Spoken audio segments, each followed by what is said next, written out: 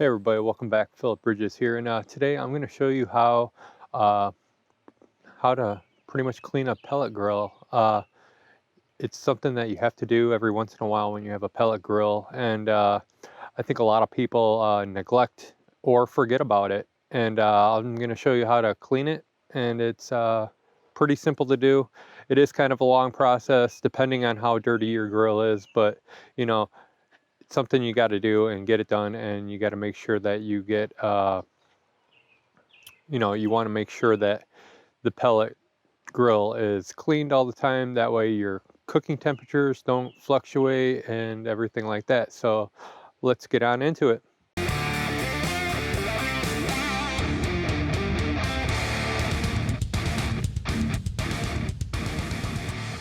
The pellet grill I have is the Green Mountain Daniel Boone pellet grill, and we'll open it up, and as you can see, it's pretty dirty.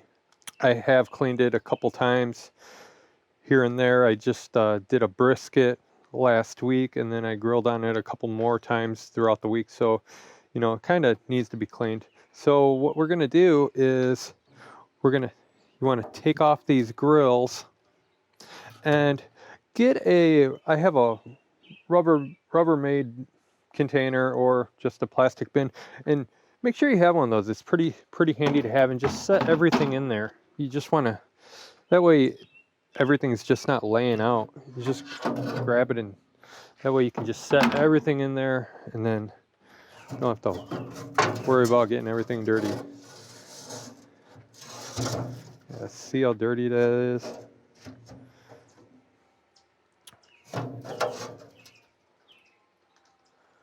We'll just put all that stuff in there.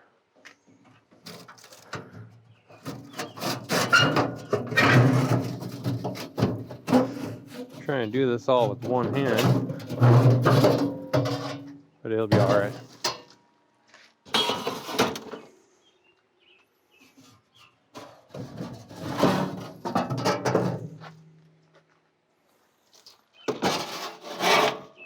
Okay, now everything's in the Rubbermaid bin.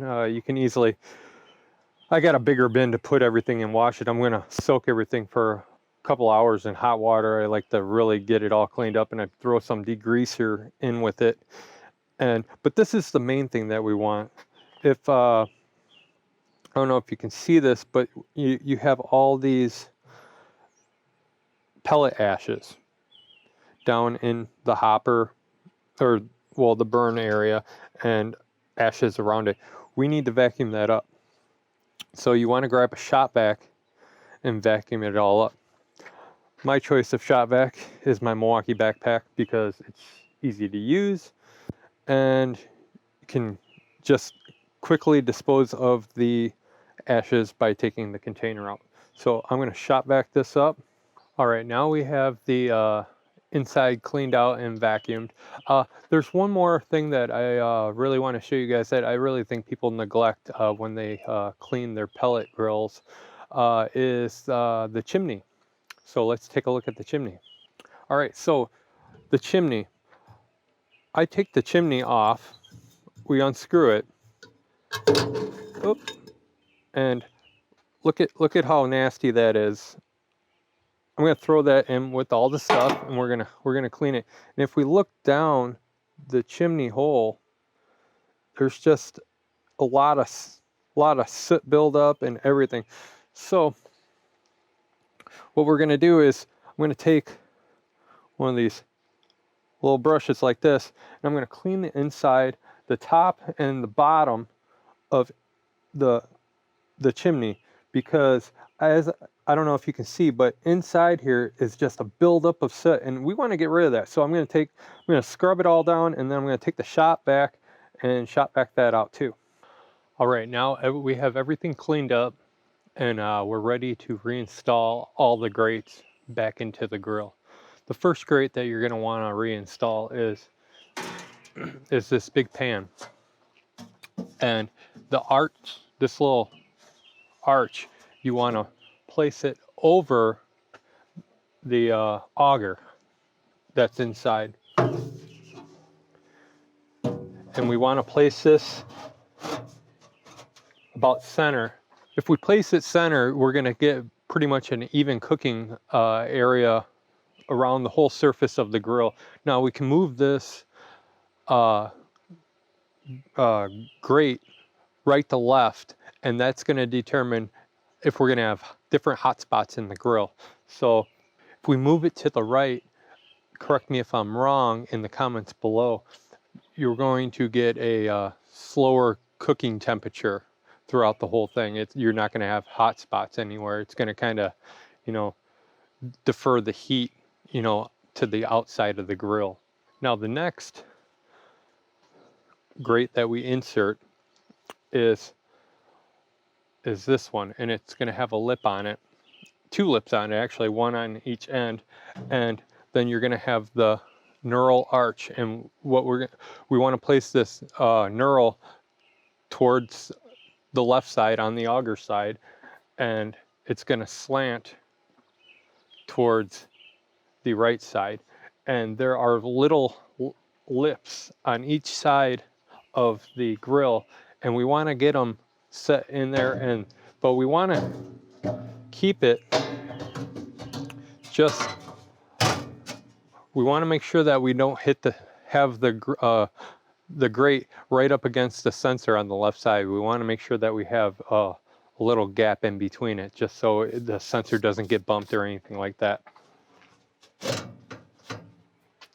All right, now that we have that installed, we take the strip pan grate and we're going to place it over the other grate. It's just going to sit right on top, and we can line up the holes with the other holes of the grate, and that's going to allow the heat to come through a lot quicker. Now if we want the heat to come through a little bit slower, we're going to offset those holes. And now we would want to do that if we were doing, like, if we're slow cooking a brisket or a pork shoulder, or just doing a long smoke. You know, you want that heat to slowly come through. But for right now, for the grilling purpose that we're going to do for just grilling burgers and stuff, we're just going to line up the holes evenly, just dead on center of each, just so the heat comes through, nice even flow of heat. And the last thing we're going to do is we're going to put our grates back in, our top grates.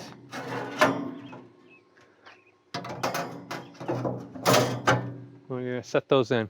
What you're also going to want to do after you get this all installed and reset, everything reset back up, you're going to want to run it. What I do after, because I use degreaser and everything on it, I let it run at 500 for about 20 minutes, just to let everything burn off. And then it helps clean the grill grates off a little bit more, and lets you get everything ready for when you grill up next.